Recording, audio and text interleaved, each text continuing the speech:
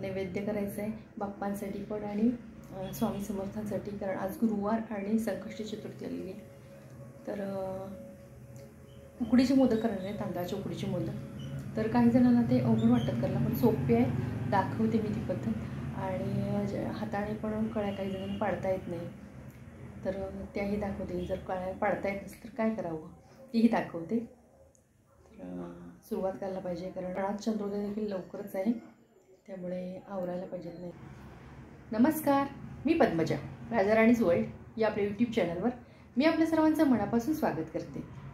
तर चला स्टार्ट करूया. इथे मी तीळ भाजते, तर कढईमध्ये कोरडेच तीळ भाजून घेते. मी या सारणामध्ये म्हणजे मोदकाचं जे सारण करणार त्यामध्ये तीळ घालणार आहे, त्यासाठी भाजून घेते.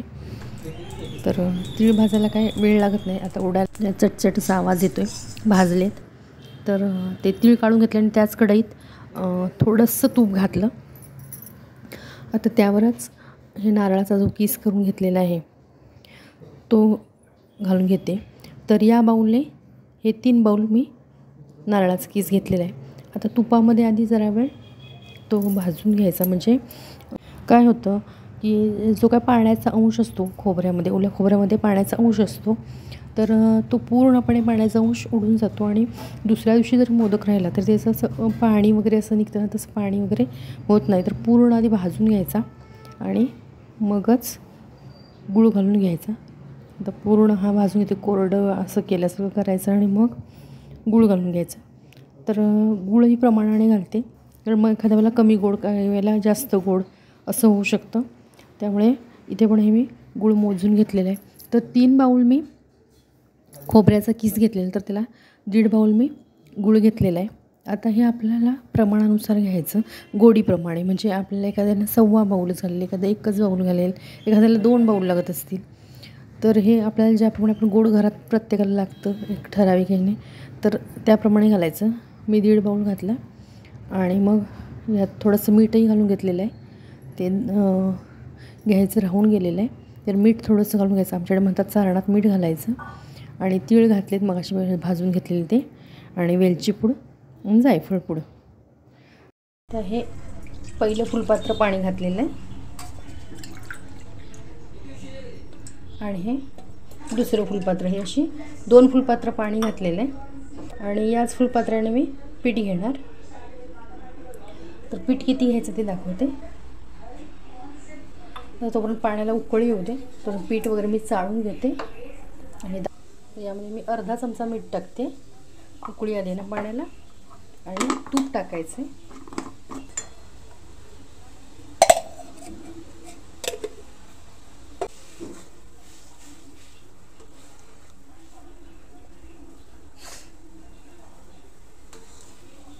तर ही चांगली उकळी आलेली आहे, गॅस कमी करून घेते. आणि हे 2 फुलपात्र पाणी घातलेलं आहे, तर हे मी 2.5 फुलपात्र ही तांदळाची पिठी, म्हणजे आपण मोदकासाठी किंवा भाकरीसाठी जे काय दळून आणतो त्या पिठाचं आहे, ते पीठ आहे. तर ते मी चाळून घेतलेलं आहे आणि आता हळूहळू करून घालायचं आहे आपल्याला. ते एकदम गॅस बारीक केलेला आहे मी.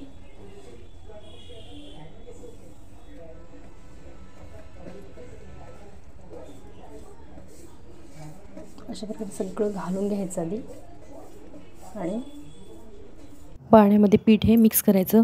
गॅस अजिबात वाढवायचं नाही, एकदम बारीक मंद गॅसवर करायचं. आणि असं फुलतं बघा थोड्या वेळाने, जास्त वेळ लागत नाही त्याला. तर हे सगळं पीठ तयार झालेलं आहे. आता झाकून ठेवते थोडा वेळ. तर उकड तयार झाली की नाही हे कळत नाही, तर त्या कळण्यासाठी मी एक ट्रिक सांगते माझी. हे हाताने बघा मी चेक केलं. तर आपण जेव्हापासून हलवत असतो तेव्हापासून मधी हात लावून बघायचा, तर तेव्हा आपल्याला चटकन चटका बसत नाही. पण ज्या क्षणी ते उकड तयार होते तेव्हा हात लावलेला असं चटका बसल्यासारखा होतो. त्यावेळेला लक्षात यायचं की आपल्या हे पीठ उकड तयार झालेली आहे.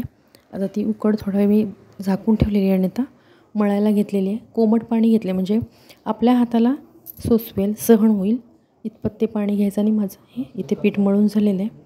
पीठ मळून झाल्यावर लगेच मी मोदक करायला घेतलेले आहेत. आता हे असे गोळा घेतला त्यातला काढून, की असं अंगठा बघा मध्ये आहे आणि 4 बोटं लावलेली आहेत पाठीमागच्या बाजूनं त्या पारीच्या. आणि जे त्या पानाच्या पाठीमागच्या बाजूला 4 बोटं लावलेली आहेत आणि अंगठा मध्ये घेतलेला आहे, दोन्ही अंगठे मध्ये घेतलेले आहेत. आणि असं करत हे पान तयार करायचं.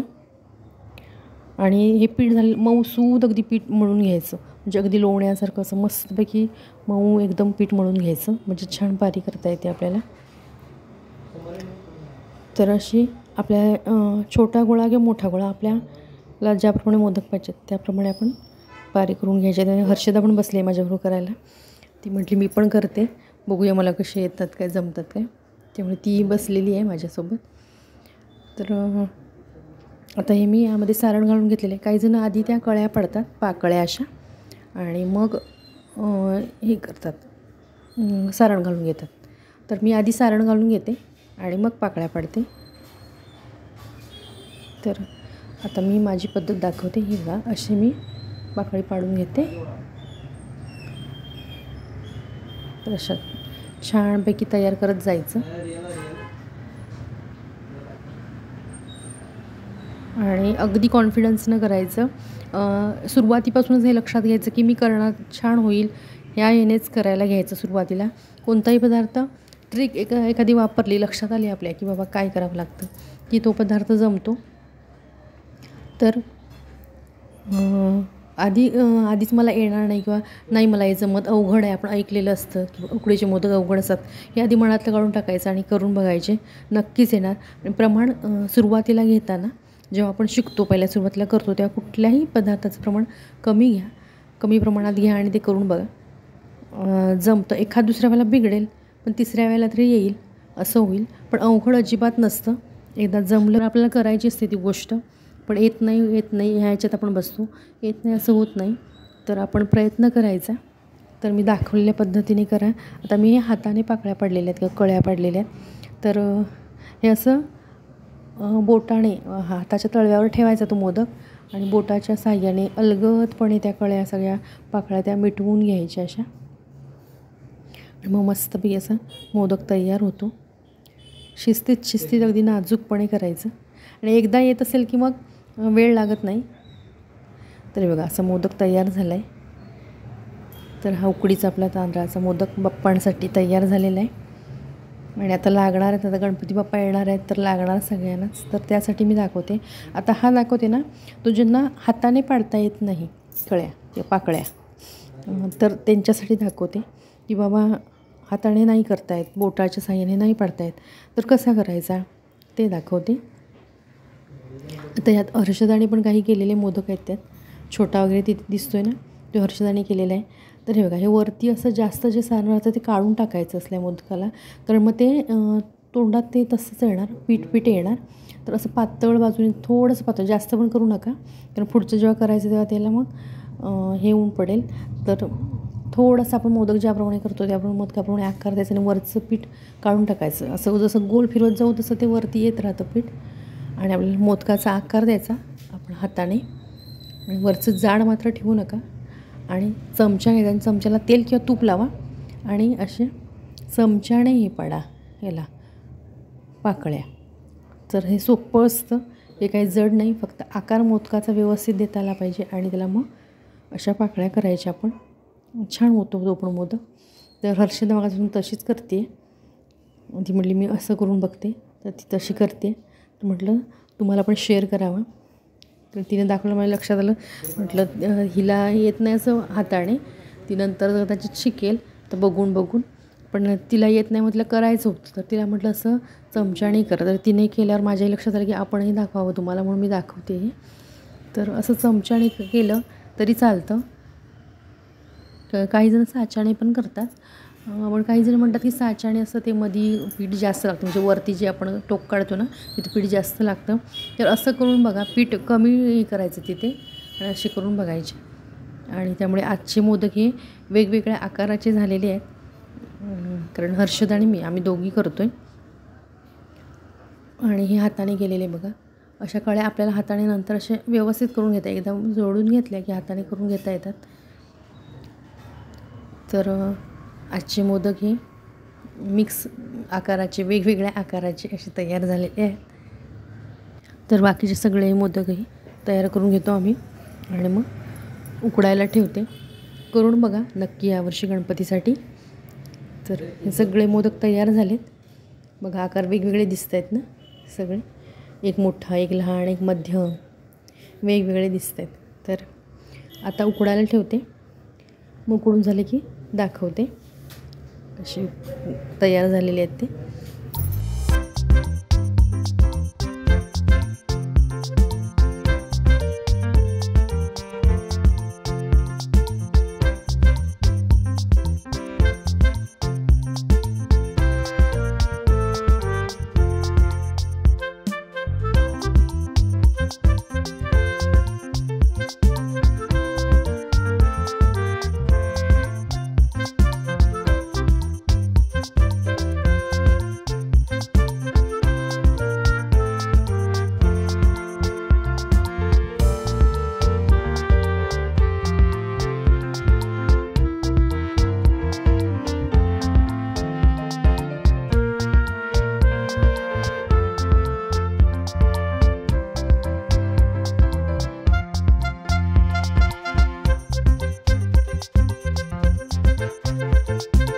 इथे मी व्हॉइस ओव्हर करते कारण बाहेरचे बरेच आवाज आहेत.